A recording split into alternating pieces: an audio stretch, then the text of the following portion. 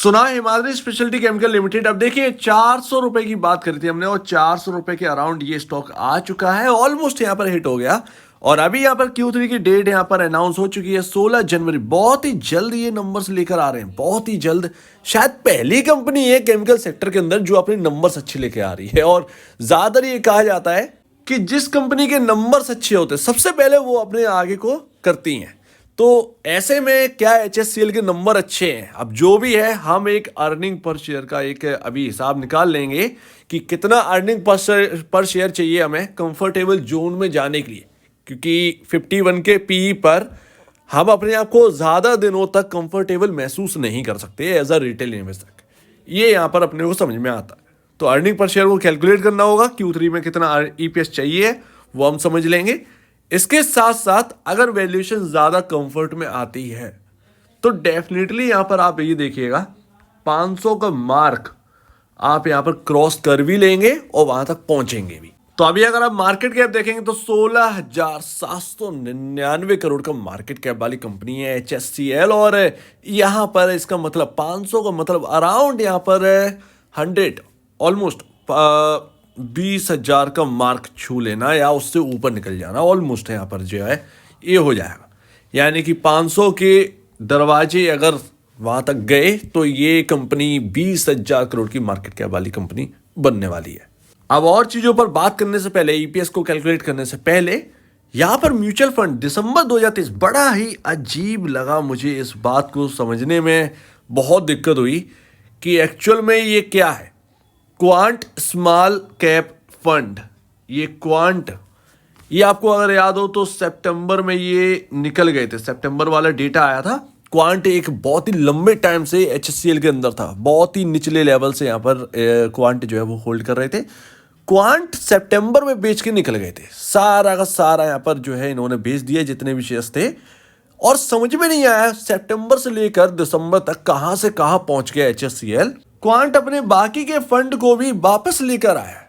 Quant small cap fund ये सितंबर में बाहर निकला था और उसकी जो बात है वो हम ऑलरेडी कर चुके हैं। इसके साथ साथ स्मॉल कैप के साथ यहाँ पर जो है आप देखें quant business cycle, quant momentum fund, ये सब यहाँ पर स्कीम्स और भी ज़्यादा लेकर आए हैं। तो मुझे इसके बारे में समझ में नहीं आया, क्योंकि अगर क्वांट बहुत पहले से रुके होते तो मेरे ख्याल से एक बहुत ही लंबा चौड़ा यहाँ पर प्रॉफिट इनके हाथ से निकल गया। सो लेट्स सी, देखते हैं यहाँ पर। लेकिन ये वापस लौट के आए और पॉजिटिव ही है। और इनको भी देखिए, म्यूचुअल फंड वाले को भी देखिए आप, इससे आपको समझ में आया कि रिटेल की ही सिर्फ कभी कभार हालत खराब नहीं होती है, म्यूचुअल फंड वालों की भी होती है। तो ज़रा देखिए कि निचले लेवल पे इन्होंने बेच दिए।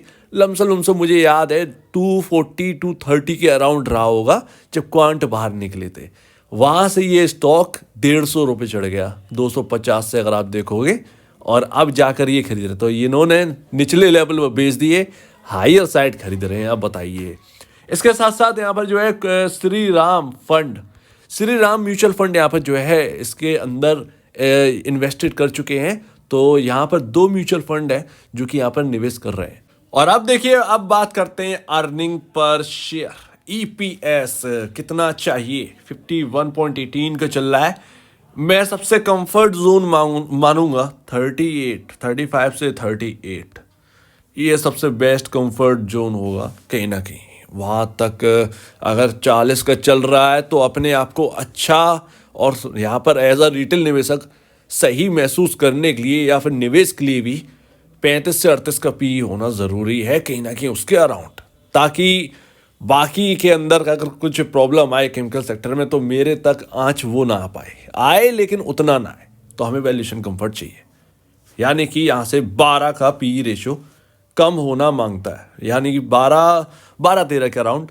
तो अभी जिस प्राइस पर चल रहे हैं 7.45 का EPS है अभी, और Q3 के बाद यहाँ पर हमें देखना पड़ेगा 11 का EPS, अराउंड 11, ऑलमोस्ट 11 आप कह सकते हैं। 10.50 से 11 के अराउंड EPS हमें चाहिए ही चाहिए है। तब यहाँ पर जाकर आपका जो पी रेशियो है वो हमको यहाँ पर देखने को मिलेगा 38 के अराउंड, 38 के अराउंड।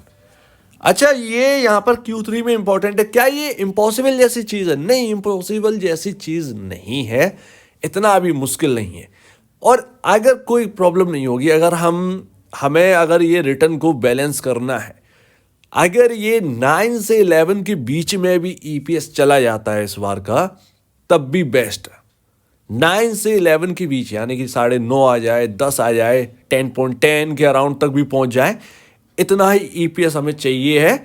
इससे यहाँ पर जो है हमारा जो वैल्यूएशन कंफर्ट है वो हमें मिलेगा और यहाँ पर जो रिटर्न अभी तक बनाए हैं वो रिटर्न होल्ड भी होंगे, ये यहाँ पर ना लगता है। ठीक है, अगर कोई बड़ी गिरावट आएगी तो हम ये एक्सपेक्ट नहीं करेंगे उस चीज को, या फिर हम इस चीज को नहीं मानेंगे कि वो 300 से नीचे आपको देखने को मिले।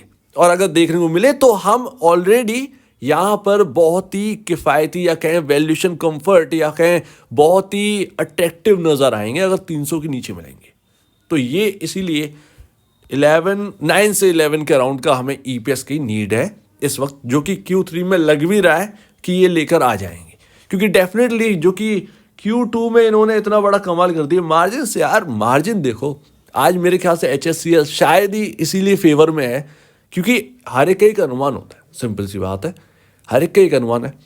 मेरा अनुमान तो बस यही है कि कहीं ना कहीं HSCL जो अब हायर साइड हम देख रहे हैं प्राइस, वो सिर्फ और सिर्फ मार्जिन की बदौलत है, जो कि ज़्यादातर केमिकल सेक्टर में कंपनियां नहीं कर पाई हैं। हाईएस्ट मार्जिन क्लॉक किया है। अब आप सोचिए 10 क्वार्टर का आप देख लीजिए, हाईएस्ट मार्जिन क्लॉक किया है HSCL ने यहाँ पर Q2 में, और अगर Q3 में भी ऐसे ही कुछ रहता है तो फिर और भी अच्छी बात है।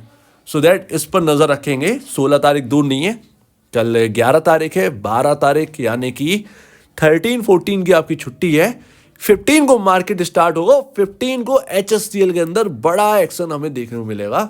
16 तारीख को रिजल्ट्स हैं, तो 15-16 आप बड़े एक्शन डेज मान लीजिए HSCL के अंदर। 2 दिन अगर इधर ही यहाँ पर टहल कर यहाँ पर ये निकल जाए तो और भी अच्छी बात है। और यही अच्छा होगा क्योंकि अगर आप देखोगे तो मार्केट हमेशा ऐसा ही नहीं चलेगा। केमिकल सेक्टर में बताया जा रहा है कि स्पेशलिटी कंपनी जो है, स्पेशलिटी केमिकल्स कंपनी है, वो अब उनके अच्छे दिन आ गए। सो लेट्स सी, ये भी स्पेशलिटी केमिकल वाली कंपनी है HSCL, तो देखते हैं यहाँ पर क्या रहता है। बट फिलहाल अगर आप देखेंगे तो कुछ ये पी रेशियोज हैं। सो लेट्स सी, अभी हमारे पास वैल्यूएशन उस तरीके का वैल्यूएशन कंफर्ट नहीं है, बट आ जाएगा Q3 में, और Q3 में कोई बड़ा टाइम नहीं रह गया है, तो इंतज़ार करिए, यहाँ पर Q3 का वेट करते हैं। एंड लास्ट, चार्ट पर कौन सा लेवल इंपॉर्टेंट, जहाँ से ये घूमा है, यस आज यही है, और 365 से 360 ये एक रेंज आप यहाँ पर जो है रखिए, सपोर्टिव रेंज है कहीं ना कहीं। और वापस ये स्टॉक में उछाल हमें देखने को मिला है।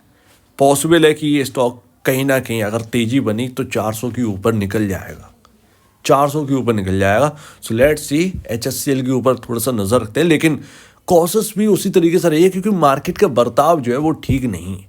ठीक है, इस चीज़ को भी ध्यान रखिए। बड़ा अगर प्रॉफिट हो रहा है तो कुछ बुक करिए, सबसे पहली बात बुक, क्योंकि स्टॉक जो है कहाँ कवर कर रहे थे और कहाँ पर आ चुका है। सो दैट अगर आपके हाथ में बड़ा प्रॉफिट है और लग रहा है कि बुक कर लेना चाहिए लेकिन आपको मन नहीं कर रहा है, तो देखिए कुछ बुक कर लीजिए, कुछ बुक कर लीजिए, ज़्यादा बेहतर है। तो ये पहला तो सपोर्टिव रेंज है। दूसरा सपोर्टिव रेंज कहाँ होगी?